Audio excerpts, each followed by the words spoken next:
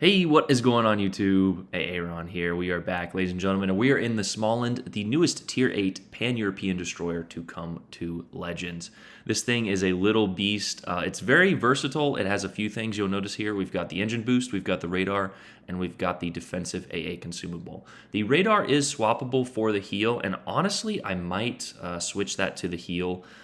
This thing gets chunked, and it does in this game, and you just... I guess maybe at Tier 7, I don't think about it too much, but at Tier 8, there's some very dangerous, destroyers in the gunboat variety, and we have one on the enemy team. There is a Hayate, you think of the Sumner and a few other ships, but regardless of that, we are on Warrior's Path here, and it is domination. So what I'm doing is I'm scoping out, I'm kind of feeling out the game. I'm seeing what my twist and track provides me. But I see a Lepento there in a division with two other ships. And if you actually look to the scoreboard, there was only one division on the enemy team, and there were none on our team. So that's an instant loss, right? No, that's not how this game plays out. And I wanted to put this game up for a few reasons. This was captured on update day on Monday, I believe. So yes, my beautiful face is in the video here. But this game highlights so many things, about the ship and about destroyer play, which is why I wanted to put it as the first look video for the Småland here. But right off the bat, we are getting the cap, which is your job in a destroyer. But if you'll notice, we are a little bit broadside, but we knew that the enemy division was in the middle, so there's no destroyer in the middle, right? Their division was, I think, a Weimar and Agir and that Lepento, so we know that we are safe from torpedoes. But this position here allows us to escape faster if necessary. And I did not realize that in this replay or when I was playing, but the engine boost is pretty gnarly. It gives you a 30% speed boost there it's only for 60 seconds though. So if you were caught in an emergency situation, you can pop that button and get out of dodge if needed.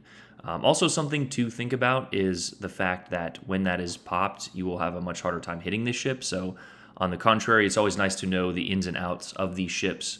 Not only for playing it, but for going against it as well. Also, something about this ship, you will notice the torpedo angles, although both narrow spread here, which I guess is narrow and less narrow as opposed to narrow and wide. You do have a launcher of 5, and you do have a launcher of 3.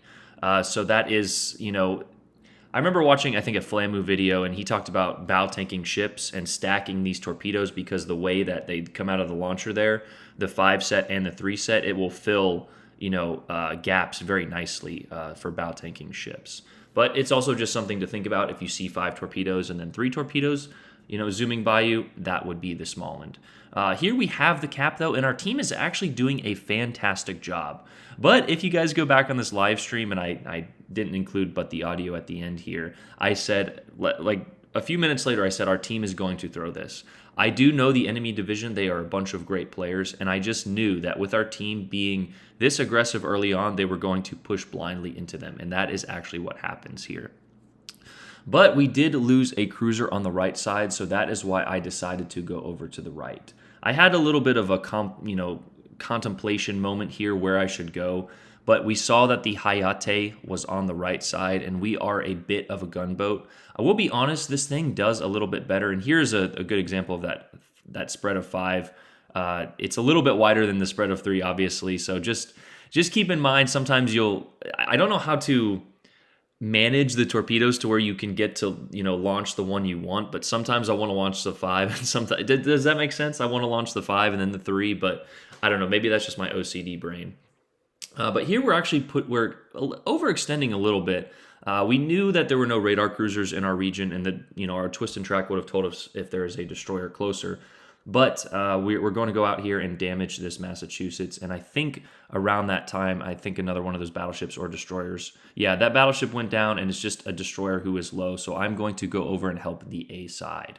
Like I said, our team did a fantastic job of getting the cap. The cap advantage, which is why I prefer domination so much more.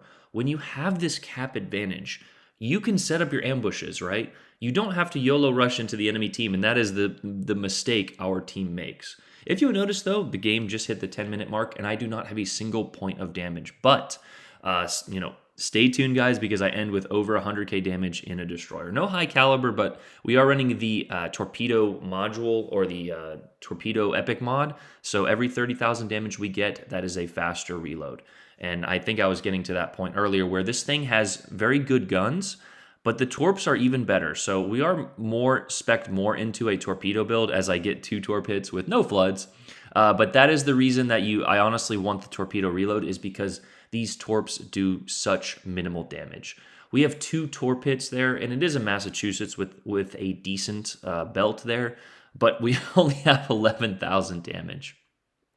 Here we see Lawless coming around the corner here, and we're going to try and set him up for a nice torpedo strike. He is in that Lepanto, and it looks like he is backing up, so we're going to go ahead and prevent those. But honestly, sometimes I use logic when launching my torpedoes, and enemy players don't follow logic most of the time. Now, Lawless is a good player, so he does to a certain extent, which is why we hit some of these torpedoes. But here we are actually detected from the enemy destroyer, not an ideal position to be in, and this is when our team has commenced the throw sequence. We've already lost 4 ships for absolutely no reason. Again, when you have those caps, you don't need to do anything, right? Like, you just need to sit and wait. But we actually connected 4 torpedoes there, and we just popped our first little section there with 2% towards torpedo reload with our epic torpedo mod. So the damage change is nice. It's maybe not the best thing for destroyers. I wish Wargaming would, maybe give them individual stats, like every 2 torpedo hits, or every 25 gun hits for destroyers or battleships. I don't know. They could tier it based off of your reload or the class you're playing. But in the meantime, it is a little bit better for battleships. Trying to get that epic plotting room mod. So here we are resetting the Alsace and getting a few defend ribbons in the meantime. And that is when I notice my twist and track pops up a little bit closer. We pop our radar, and this is honestly a mistake. Here's where I learn about the aiming bug that the Småland is suffering from. You can see auto aim is not really leading those correctly. We are hitting some shots, but you see I'm having to micro adjust a lot more. It's not really a micro adjustment, it's a macro adjustment. Usually auto aim, you will have to briefly adjust your shot here, and with the new aiming bug, which we will be making a video about, you have to majorly adjust for the Småland. This bug was on the Napoli. The CCs reported about it, and the community, the response we got was, this is normal. Apparently, the super testers reported on this bug for the Småland during super test, and Wargaming said this is normal. But recently on a live stream, or I don't know, but it has been confirmed that is not normal. The lead that auto aim gives you should be a standard, just little lead there. Now auto aim is not meant for you just to spam LT and then spam RT, although I will do that sometimes for shots over islands. But anyway, beyond the Småland aiming bug, that was a little, like we mentioned, that was a little bit of a mistake to engage that Hayate there. Honestly, if that Hayate did not smoke up, I would probably be dead. I did have a Bismarck next to me, and of course, the moment the Bismarck goes behind the island is when I radar that Hayate. But keeping in mind the strategy here, our twist and track ticked a little bit closer on our left there, and that is when we radared to gain a slight advantage over that Hayate. But being as good of a gunboat that the Hayate is, he smacked me pretty good. So we are down below half health here, and our team is, like we mentioned, throw sequence initiated.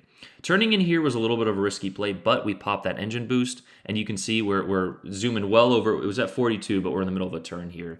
These boats are not that fast, and this actually, it almost comes back to haunt us here. But what we're doing is we're distracting one third of their entire team. On top of that, we got the B cap, and we have defended, well, we did defend A cap for a while there. Here I am shooting to try and get this Massachusetts to stop and change direction to hopefully get a shot off. But we get, I think, is it just 2? Yeah, just 2 torpedo hits there for 2 floods and an incapacitation. Now, the best way to use your torpedoes is to kind of stack them, but it's a little bit difficult in the Småland because we mentioned the set of 5 and then the set of 3. So you need to make sure that set of 3 hits. But basically, what you want to do is you send one set, and then approximately 20 seconds later, or lighting a fire, what have you, you send the second set, and that gets them on a permanent flood. That is the best way to use the Pan-European DDs. It's very good in the Ostergotland because of the 2 sets of 4, but yes. Anyway, like we talked about, we are distracting these 3 ships, and we can see that our twist and track is ticking closer, and that is when the Hayate is on our butt. And here, guys, is a masterclass in defensive positioning, defensive maneuvering, and getting away from the situation. Even if this Hayate becomes spotted, we are not going to shoot. Why? Because that would enlarge our detection ring. And the Hayate looks like he is maneuvering to either get a shot. We know that there is only 1 gun on the front of the Hayate, and the other two are on the back. So either he is going to have to maneuver, which is going to slow him down, so he can get all guns on target, or he is going to have to engage us with just his front gun. And that is what is happening here. Now, because we have this island here, we did decide to shoot, but that we are headed towards this island to maintain our concealment after this Hayate goes around the island. This is the engagement we want, although he does turn broadside, getting a few more shots on us. But he had more health than us, and thank goodness for the dispersion as those Alsace shells go high. I threw those torps around the island there, thinking that the Alsace would sail out broadside. He does, only taking 1 though, however. In the meantime, we have ticked over the 60,000 damage mark, getting our second epic torpedo reload mod there. So just keep that in mind. But here the Hayate comes around, taking 1 little blind fire at us. And I do believe that Alsace was on a damage con. So he is still flooding. You can see our damage was ticking upward. But we are doing everything in our power to help our team win this game. You'll notice we only have 1 capture point, which is the one we captured. Our team did defend it. I believe that Musashi killed Lawless there in the Lepento, somewhere in the middle. So we do have 1 capture point, but we are still up nearly 300 points. So even if I die, if I draw these people out, these ships, away from the objectives, the objective for them would be capture B and kill a battleship, right? Battleships are worth more points. Getting the B cap would stop our influx of points and triple their influx of points. So playing smarter, they should have left me alone a long time ago. But this Hayate decides that he wants my gamer tag on his kill list, and that is when we threw another set of torpedoes here, getting another flood on that Alsace. So the long-range, fast torpedoes that the Pan-European DDs have are very effective, very useful. You combine that with a bit of a torpedo reload commander that we are running, Mr. Stig Hansen, which we'll show at the end, of course, and the epic torpedo reload mod, and you've got yourself a very dangerous boat. At this point in the game, you can see we are still up on points. We do have that center cap here, and the twist and track is changed. Now, we are still running away, but we're going to go ahead and throw out our widespread, or as Tactic describes it, you've got narrow and less narrow. The very narrow spread is not the best here. What I'm doing is trying to just get lucky, right? You saw us hit a Shima with our Brindisi widespread torps, and here we actually get very lucky. This Hayate was changing course. And, well, good night. Thanks for playing. Yes. You can see my reaction on stream there. Hitting a RPF torpedo like that is a very low percentage play. So that almost secured the win for us. At this point, we just need to live, and the game is ours. I know that was a lot of information to go over in one video, and there was honestly a lot of points, but basically, do your job in a destroyer. Don't be useless for your team, right? Get the capture points and then read the mini-map. See what your team needs. On top of that, we talked about different little things, following twist and track, throwing zoning torps, etc.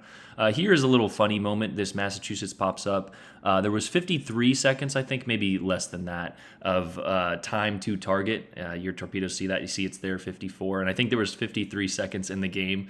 And the scene from U571 was just running through my head.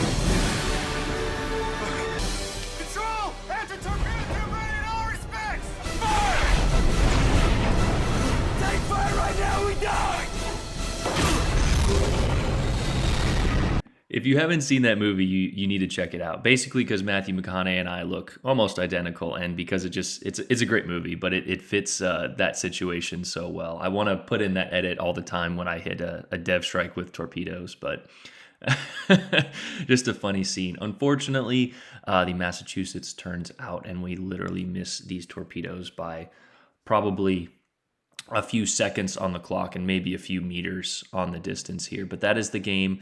And just like we talked about, a learning point, right? We just beat a division solo. We did our job in a destroyer. And doing, making winning plays will help you have a more fun experience and a better experience in World of Warships Legends. But that is the Småland, guys. A nice first place placement there with 2,800 XP. 11 torpedoes, only 55 gun hits, and a few captures and defends there. So not like an amazing game, but a good first look game for this ship. But I'm going to go ahead and throw it to Aaron from the past, and he's going to go over the stats and commander guide. None other than Mr. Stig Hansen here, Subsurface Venture. Look at me now. Perceptive, Sheltered Arms, Unstoppable, William Sims, and Eric Bay. Well, it looks like I was a little lazy on the live stream here because I actually didn't go over the stats. But here we are, 21,540 health there. The guns, we have two 120s with a 2.3 second reload there. So basically you're like a Friesland, close to it, but I find the guns a touch less accurate.